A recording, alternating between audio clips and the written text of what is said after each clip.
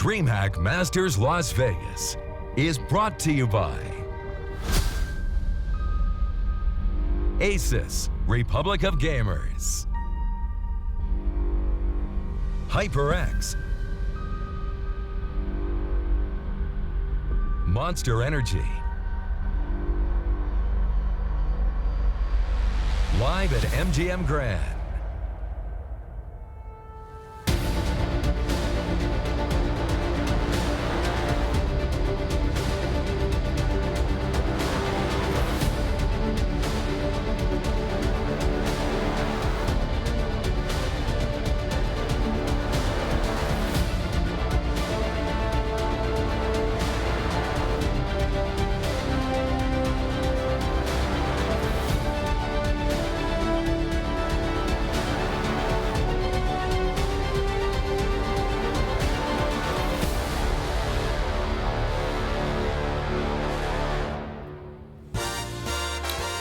It's time for the playoffs. 4 quarterfinals locked in and 8 teams forced to watch from the crowd as they have already been eliminated from DreamHack Masters Vegas.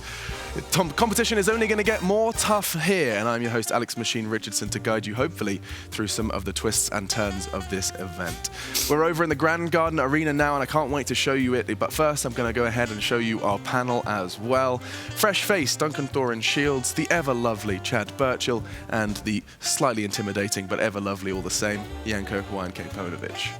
How's it going today, Janko? You ready to go ahead and hopefully, because you laughed at me when I said beautiful CS a couple of times last time. Do you think we get some beautiful CS today? I think we do. I think we have some great matchups in the playoffs, great storylines as well. It's going to be interesting to see, whether Astralis will make another run to the final. Is this the beginning of an Astralis era, or will VP get their revenge perhaps for what happened at the E-League Major? There certainly is a lot of questions, Chad, that we are going to be hopefully finding some answers today.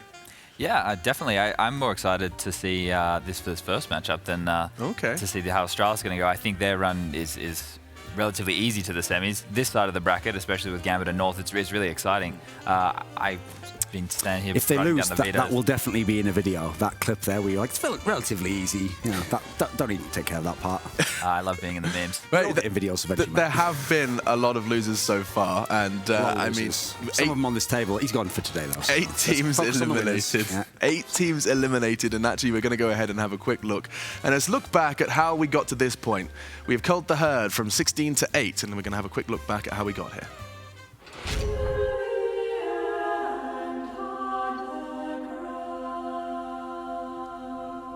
Well, I guess we have nothing to lose right now.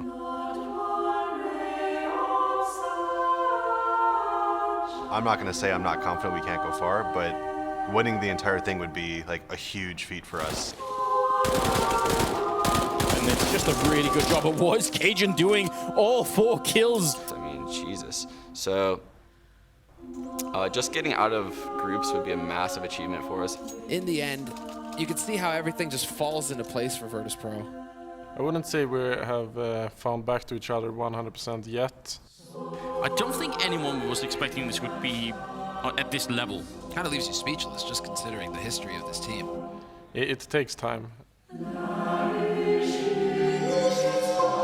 You always want to say that you're going to win the tournament, right? But it's gonna be a tough journey for sure. Just yet, Cloud9 obviously popping up in a position at this kill needs everything, and they get serious. I think they exist, and he finds 2, make it 3. I think we can do it. Any teams can do it right now. But Flamey, thank you for showing me the gun barrel. Yeah, why not us? How does he do this every single time? He's always so aware. Counter-terrorists win. Thank you.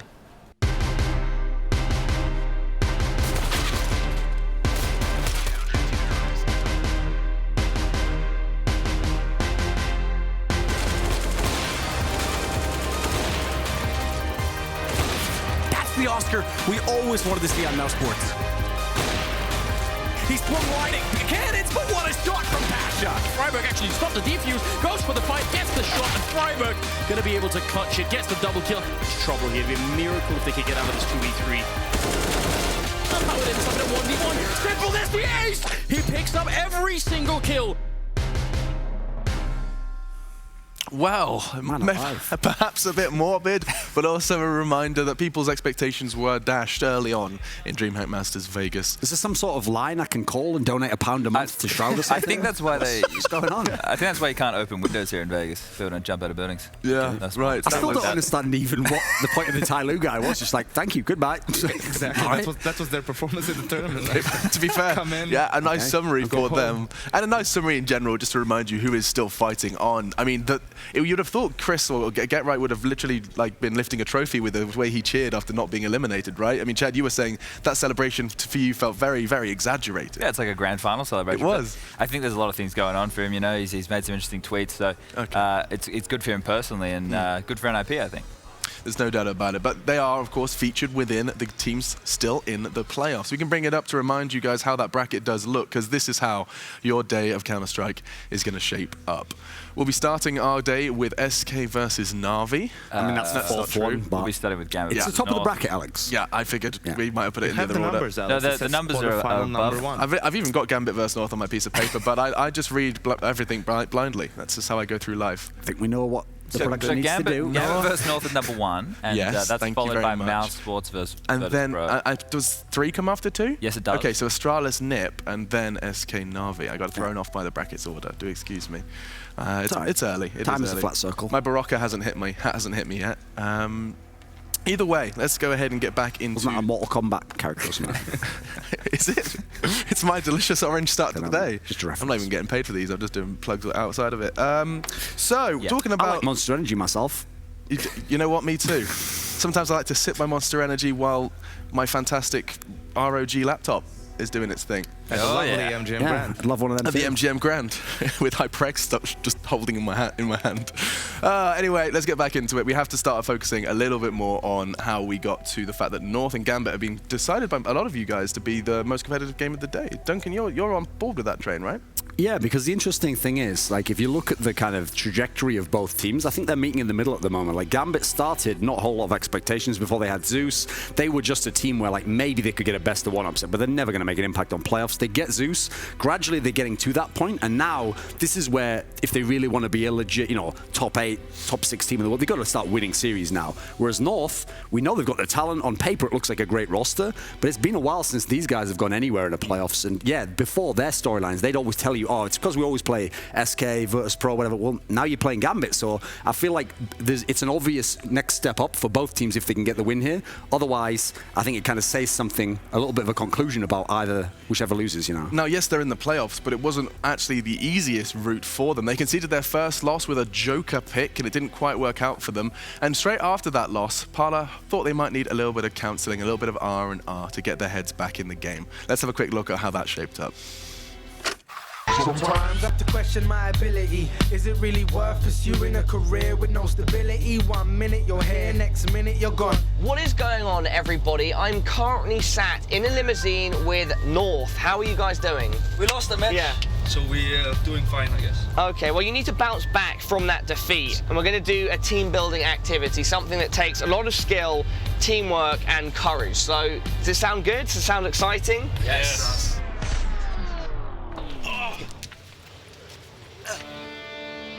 Jesus Christ, man, look at that. Yeah! Woo! That's what I'm talking about. Dude, this is weird, man. Flyboard, super easy, you don't gotta stress about it. The more you think about it, the more trouble you're gonna have. We have some frisbees here, so we're gonna have the team members throw it to their team. Whoever has the most catches wins. We'll see where you're at. Fuck, they call it. I think they're gonna struggle. They're not made for this,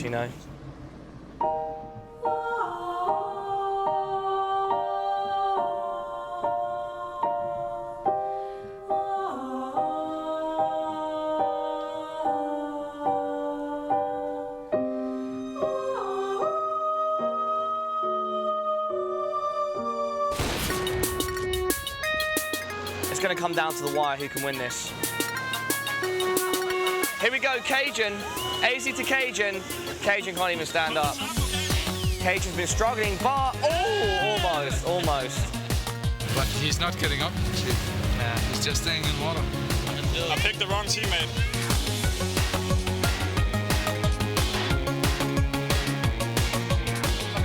first. Oh my God! That's why he's the magic boy, that's why. So right now it's 1 Frisbee to 0 in favor of Team MSL. Team Cajun slacking. You're in second place at the moment, AZ. What is the strategy to secure victory? Catch the ball.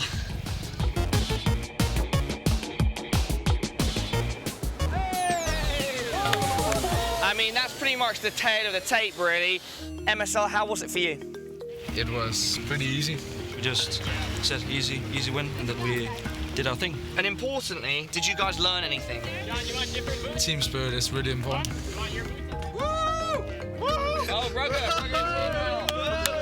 looks like team spirit, guys. No, don't give me a hug. 1, 2, 3, MSL! Way!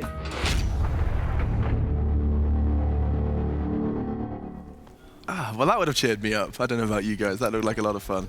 I think they should have taken Navi on that, you know, yeah. Get a lesson or two about team spirit. That's true. They have been rigorously reminding us that they're a bit of a dysfunctional family at the moment. But we're not going to be talking about Navi just yet. And I think, North did turn it around after bouncing back from that loss, right? I mean, they do look like they might be coming into this next game as a little bit of a favourite. Yeah, I think if you look as they've gone through the tournament, they've gotten it together. They're looking a lot better, actually, amazingly, with AZ than they have over the last few months. You know, they've been a bit shaky, so this is the ideal time to get an opponent like this where, if you're coming out of the group in second place, this is one of the best ones you could have drawn, first of all. Obviously, you could have had, can't have had Astralis, but you could have had Virtus.pro in the first round again. They didn't want any of that, so I think this is a solid chance for them to get to the semis. Yeah, very happy bunnies, no doubt, North, especially after some hanging out with Parla in the water. Team MSL won. We'll see if Team North can go ahead and follow in their footsteps, but not just yet. Quick thank you to our sponsors, one of which is the hotel itself, MGM Grand, and of course their fabulous arena alongside that monster HyperX and Asus ROG. But now we have a great gift for you. It's, of course, we keep talking about this arena. It's finally time to step into it. This is the MGM Grand Garden Arena. Let's take a little walk.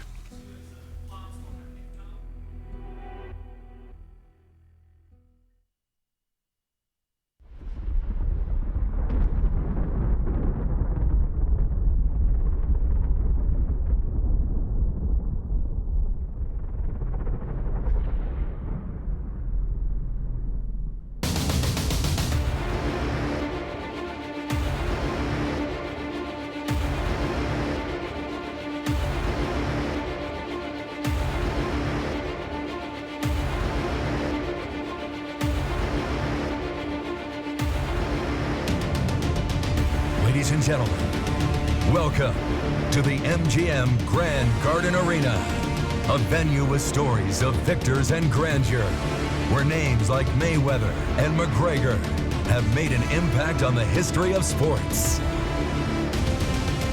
But tonight, new names will make an impact here and forever be remembered. Because the key features of a master, regardless of their game, are still the same. He's one lighting cannons, but what a shot from Pasha! There it is, the double orb works out this time, Pasha. Vegas finishes from the double, the triple! There we go, the big plays come in. The headshot in and somehow it ends up in a 1v1. Simple, there's the ace! He picks up every single kill. Put your hands in the air and let the best team win in the playoffs of DreamHack Masters Las Vegas.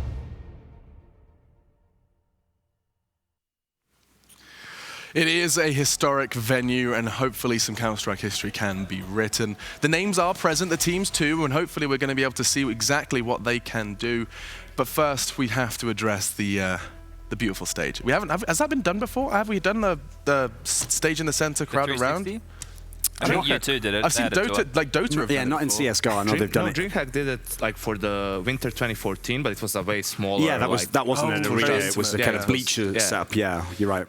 Okay, well, with that said, let's talk a little bit about the up-and-coming game. We have to go ahead and get into that one. We've talked a lot about North. We've even seen them doing some, I was about to say waterboarding. probably not what it's called.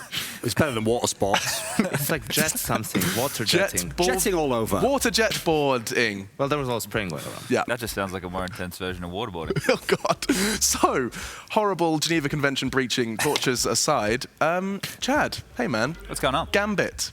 How you doing, buddy? Let's talk about these guys, because I feel like we have got the same kind of direction of discussion for a while now, which is where we say they are exceeding expectations and could compete with the very best soon. But we haven't quite seemed to reach the point where we think that they can do it now. Well, I think this is a good chance for them playing up against an opponent like North. It's a legit win, whereas like the VP one was a best of one, so people are always going to have the little asterisk there. It was still a really good game, and they played fantastically well on a home map for them. But going into this one, if they can get this best of three and be convincing in it and show that they're strong on all of the maps which we're going to see played, they're looking like a contender and definitely a top 10 team in the world. I feel like if you're a new viewer, but someone who's been following the scene for the last year or so, you look at Gambit, you're not sure, you know, what does this team look like. Think of it as Na'Vi when Zeus was in that team. Same type of a play style. It's just the difference is not enough time, you know, to be as practiced as Na'Vi was, and maybe the players are, you know, still getting used to all of that. So you think of it when teams play Gambit, they're actually playing a mini Na'Vi of sorts, and I think that's super exciting. The team maybe got hurt a little bit by the change of the map pool, Inferno instead of Dust 2. Dust 2 was probably their like third best map, perhaps, but we saw at this tournament that they can play Inferno already. They beat Fnatic pretty handily on the map, so it will be interesting to see where this one goes. Now, this is where, Duncan, I think we can kind of take a dive and trip into your mind for a second regarding Gambit. Okay. Yeah. Regarding Gambit. I did caveat. Thank you. Otherwise, we'd be here for a while. It's, of course, it's a beautiful place. The history behind the Gambit names, because I remember, you know, we talked about Dosia and how he started quite strong in CS:GO, and absolutely. then disappeared. But the team itself, I mean, where have some of these names? We know Hobbit's new, but where have these come from, and why have they not done this before? So in this team, you've got the three veterans. So you've got Zeus, Dosia, Adren, all 1.6 players, all players who at different times have been in very good teams in the old games. Dosia and Adren actually star players in 1.6. And then in the early days of CS:GO, Dosia and Adren actually played together. They were in a team which was actually called Virtus Pro, but it was, you know, a CIS team. Obviously, it wasn't the Polish team. And they were actually the first team to ever beat NIP on LAN. They were the ones that upset them and kind of dethroned that 87-0. That's the reason it's not 89-0.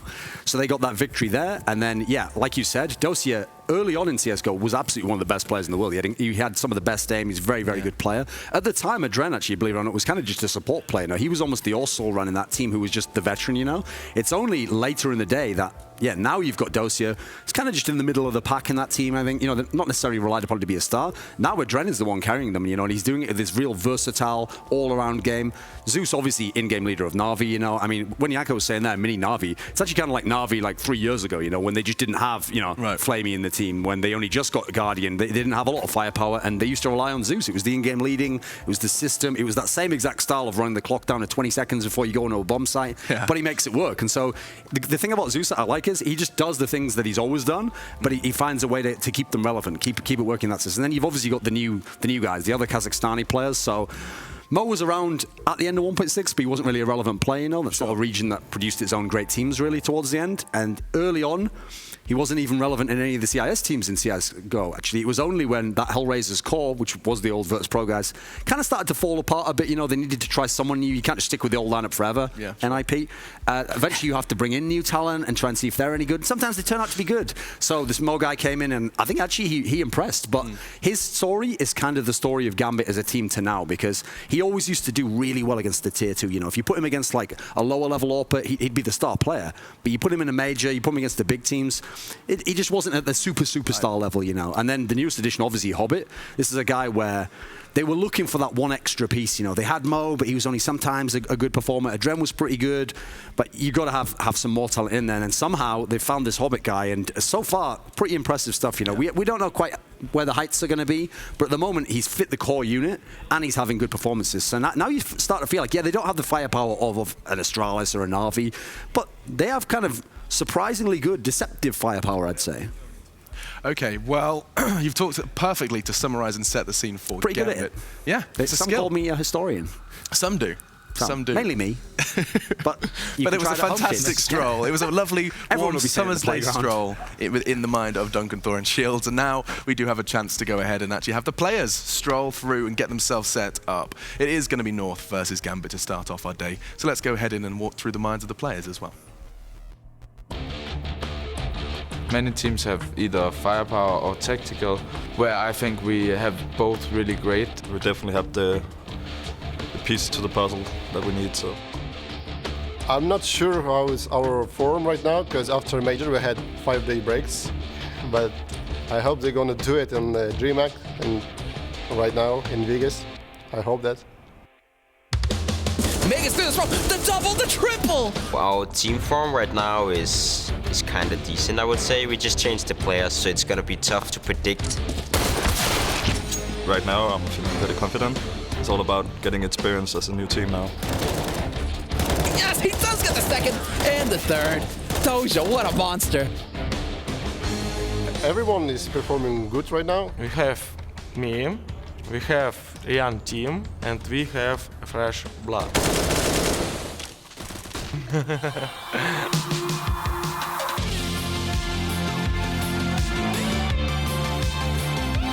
Kills, and that's it. They would have knocked down North in this map, and it's just a really good job. It was Cajun doing all 4 kills.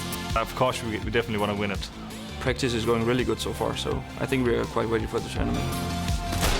We really motivated. We want to win this tournament. We have one dream for all team. That's why we're gonna win this. We have 3-4 players who can win the game themselves. Time will show how good we actually are. I hope we're gonna win. If we catch a wave, we will surf good.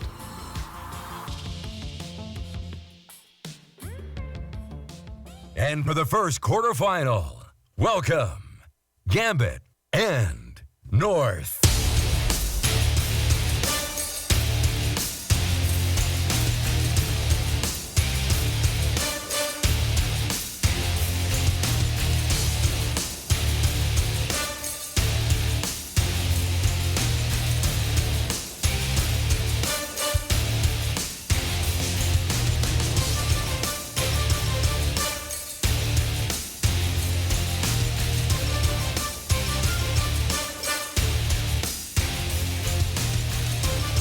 A historic arena, and Gambit and North are about to do what their very best to secure a spot in those semi-finals. It is the youngsters from Denmark going up against a mixture of the two, explained to you by Duncan. Now, Chad, I'm going to kind of start picking your brain somewhat about the Danes and about these young talent. With the game that is Counter-Strike Global Offensive, we have been treated to the old guard. We've seen that how far the old dogs can go, the likes of NIP now falling off, and we find ourselves here at the quarterfinal stages with names that we would not have known and would not have rung true, perhaps even a year ago, if not a year and a half ago.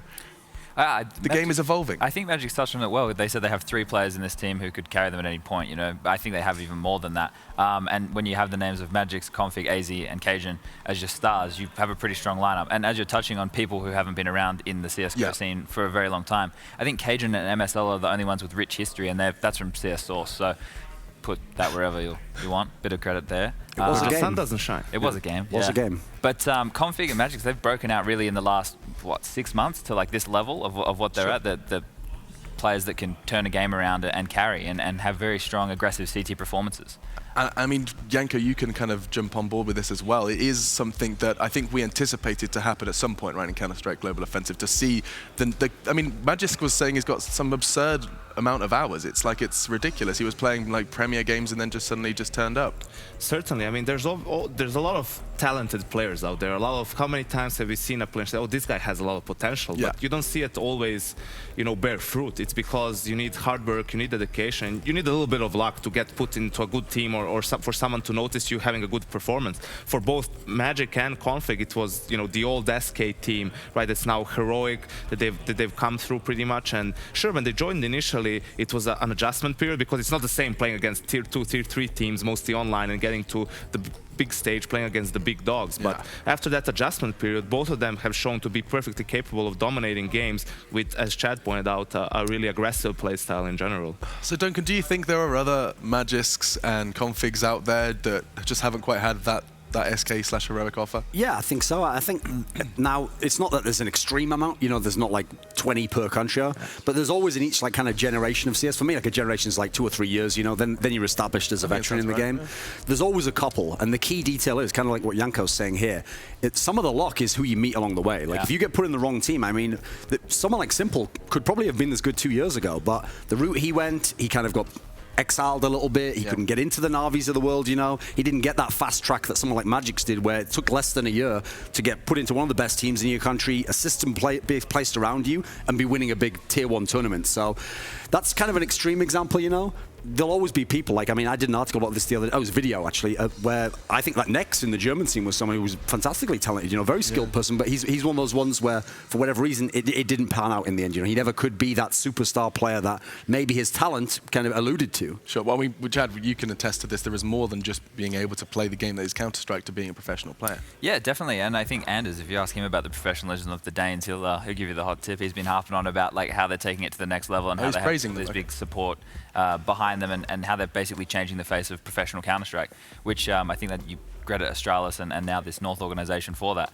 Something I want to touch on is the in-game leaders in both these teams. They both must be extremely comfortable because we're seeing good fragging performances out of both of them. True. And that's something that they're bringing strategy, and if they can bring good fragging performances, both of these teams are going to be a lot stronger going forward. And it's good to see Zeus, he in the last tenure in Na'Vi, he stopped looking confident and stuff, right? And I think this, I've harped on about this a lot, but it's when your team stops losing confidence in the way you're calling, you start losing confidence in yourself, and then it affects you as a player. Well, I mean, we've met one of the in-game leaders. You saw MSL. We can go through Zeus and his bunch of merry men. There's Dosia, the aforementioned veteran of the squad, someone who used to do a lot of damage in those CSGO servers. And he is one of the key players for this team, in a sense that, like, I was critical of Dosia, thinking that, you know, he fell off too much. You know, I was speculating, like, what if someone like Mir from Vegas Squadron, what if he joins Gambit? You know, that would be a huge upgrade for them. But actually at the major, Dosia was pulling his weight and then some. You feel like you can't really have, your team is as strong as your weakest link, right?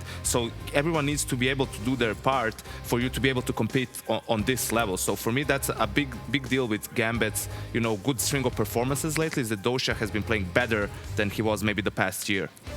Yeah, and of course, when in-game leaders do clash, especially ones that we hold in high regard, maps are an intriguing discussion to start.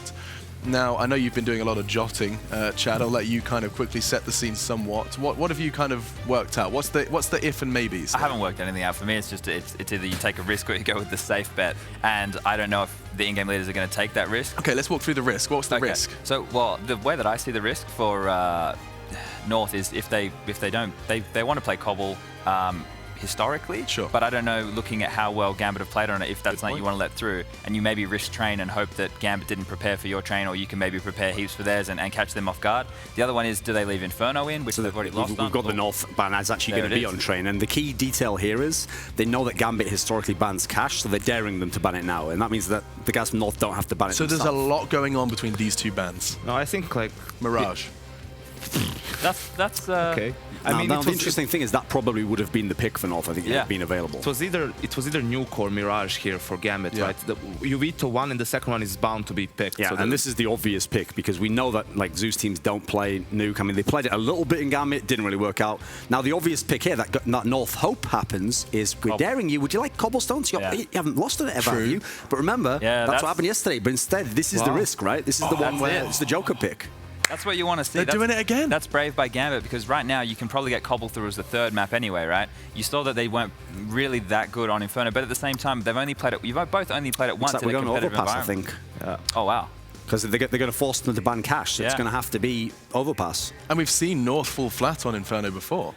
Gambit have succeeded on it before.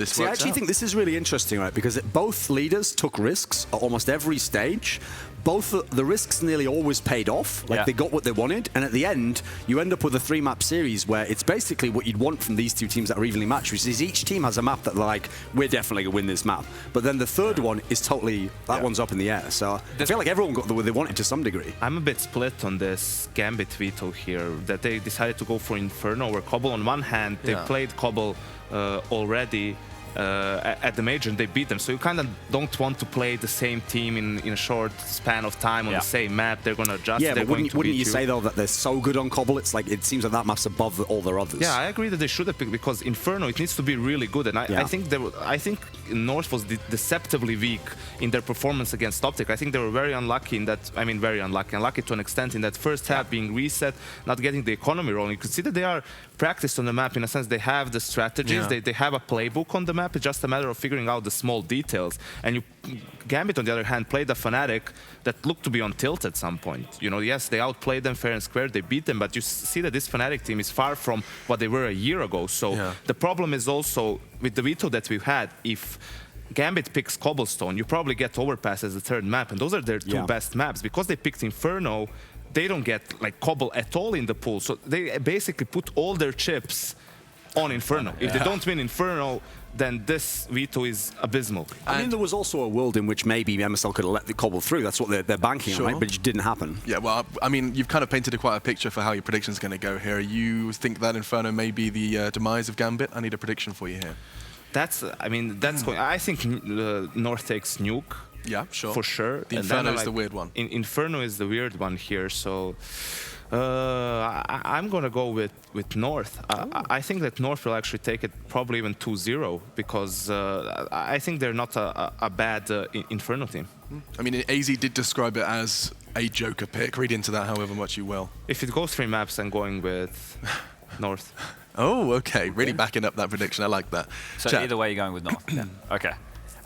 For me, I think that Gambit need a good start, and to start on Nuke, it's probably not going to be very good for them. They're going to struggle. Okay. I'm going to go with 2-0 North as well. Well, lots of faith for North. How about you? Yeah, I think it's definitely North wins. Like, after seeing this veto now, it's either 2-0 or 2-1. Like, I can't see a world in which Gambit wins. I mean, maybe they have a chance on Overpass, but as they're saying here, this also could be ended 2-0, because you can't feel confident enough in Gambit yet. You can't know that they're going to win their map, whereas it feels like North will win Nuke. So I guess I'll go 2-1. I'll just do the safe one and say North wins. Okay. Well, I'm just going to go ahead. I don't normally do my predictions. I don't get to, but I'm give it a go. For, if it goes to a full 3 maps, I think Gambit do take it. I'd like to see them do that. That's also what Moses thinks. He thinks 2-1. I mean, we don't know based on the maps. But me and my main man Moses, pre-map predictions. He's been getting a few wrong this tournament, but hang in there. It could all turn around, Moses. Because, I mean, just to clarify, predictions are the determinant of all skill. They are, this, right? At the moment. I'll let you know later whether he's doing well. Still the case. Fantastic. All right. There you go. Casters are ready. Let's go ahead and get them into this conversation. Hey guys, you've moved. We can't see you anymore. What's going on up there? It's great, actually, that I don't have to look at you, Alex.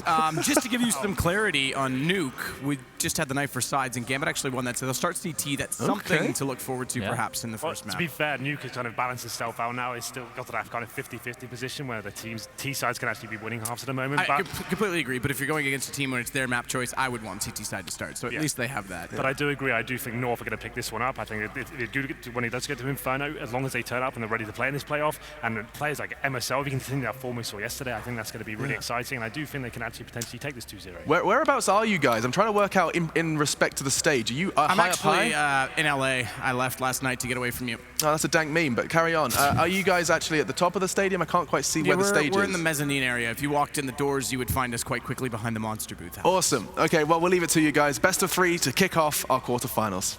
Thank you very much.